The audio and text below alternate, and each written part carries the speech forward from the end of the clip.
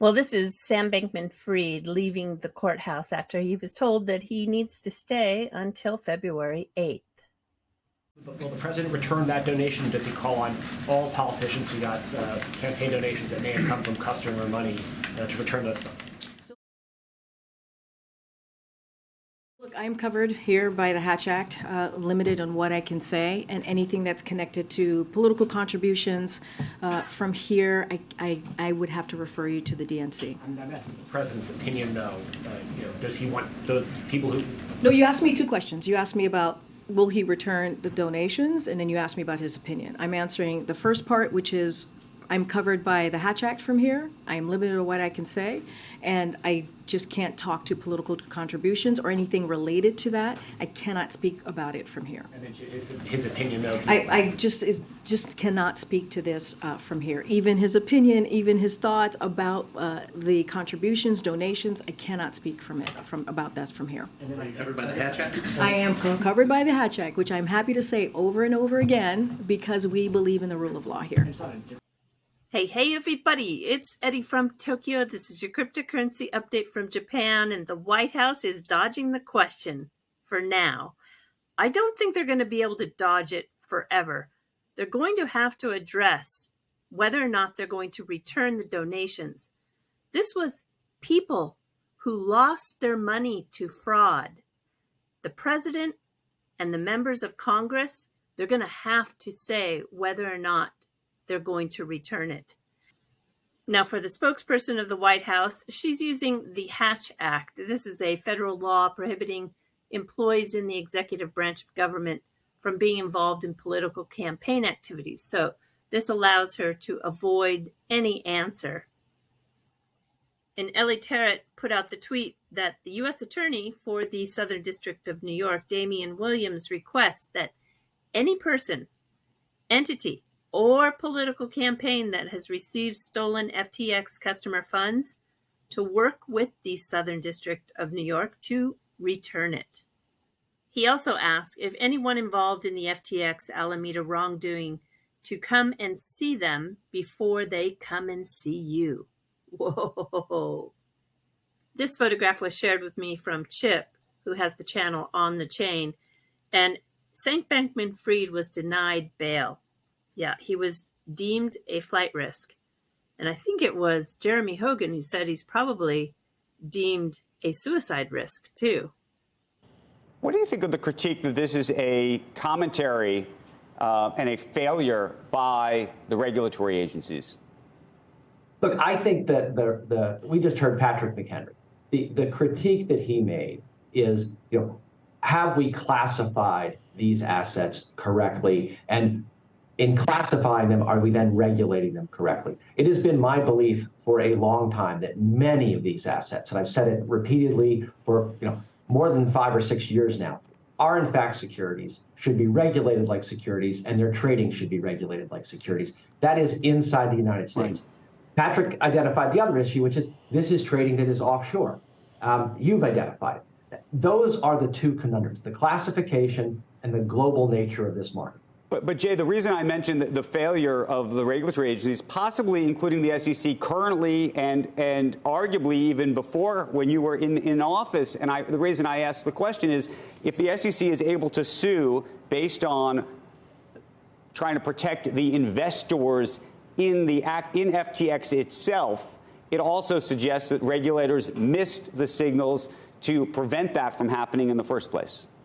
Well, look, these were the factual predicate here are private sales of securities to sophisticated investors. Does the SEC police that? Of course. But is that the kind of activity that takes place on our public markets that is what I would say is the principal focus, the principal investor protection area for the SEC? It is not. But on the moving forward, Andrew, Tim Masad, former CFTC chairman under President Obama, and I laid out a path forward for the platforms that are trading in the United States to be regulated while Congress acts. And, I would urge people to, both in Congress and at the agencies, to try to move forward in a proactive way. But they're doing a good job in bringing it. A pretty sharp arrow came from Tom Emmer. He is Representative Tom Emmer, and he said that Gary Gensler knows that FTX was fraudulent from its inception. This is egregious, meaning outstandingly bad and shocking, considering he had more meetings with Bankman-Fried than anyone in the space to discuss a crypto regulatory framework designed to benefit FTX alone. He will be held accountable. My favorite guys from Santiment show us the blue indicator line, which is the XRP whale addresses supply held. And you can see that it's gone from 16.7% to 18.3% in just 5 weeks. For whale wallets, that's a lot of accumulation. If you watched my video yesterday, I think you remember I spoke about Tether. And no, I don't shill Tether. Not at all. In fact, if you really paid attention to what I said, they don't have enough transparency.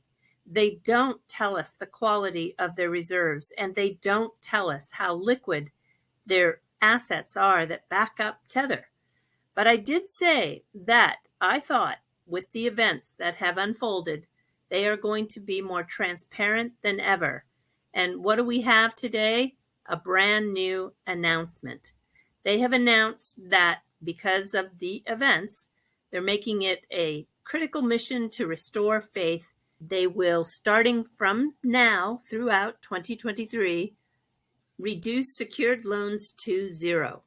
Do I think Tether is out of the woods? No. And if you're watching this space carefully, you may want to join in and listen to CZ in his AMA, the Ask Me Anything.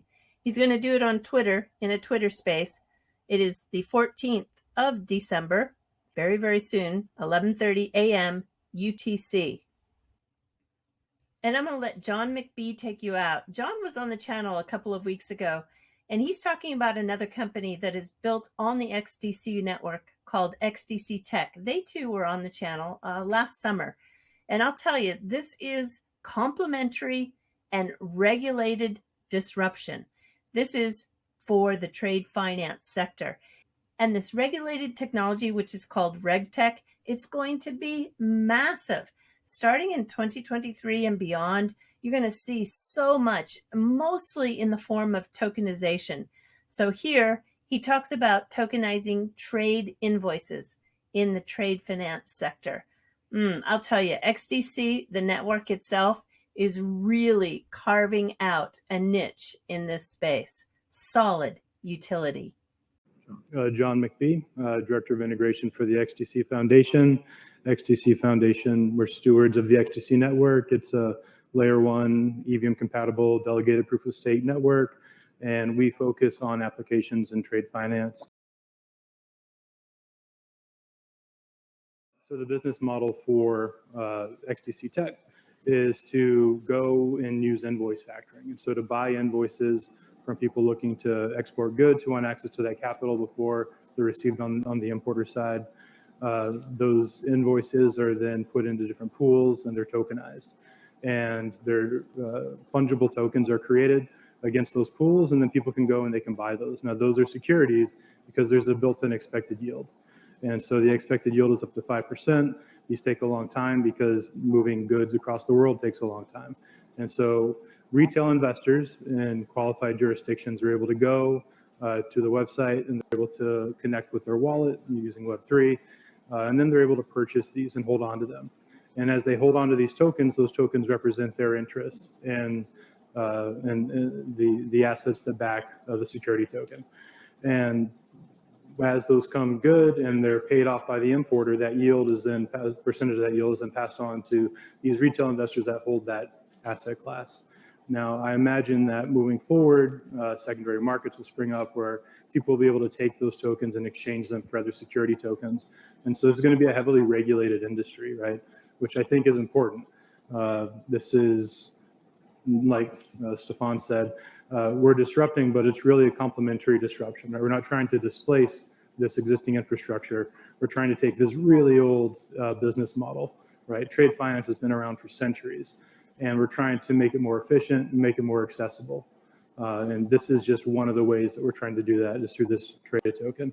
Now, there are lots of other ways you can disrupt global trade finance, but this was a first foray.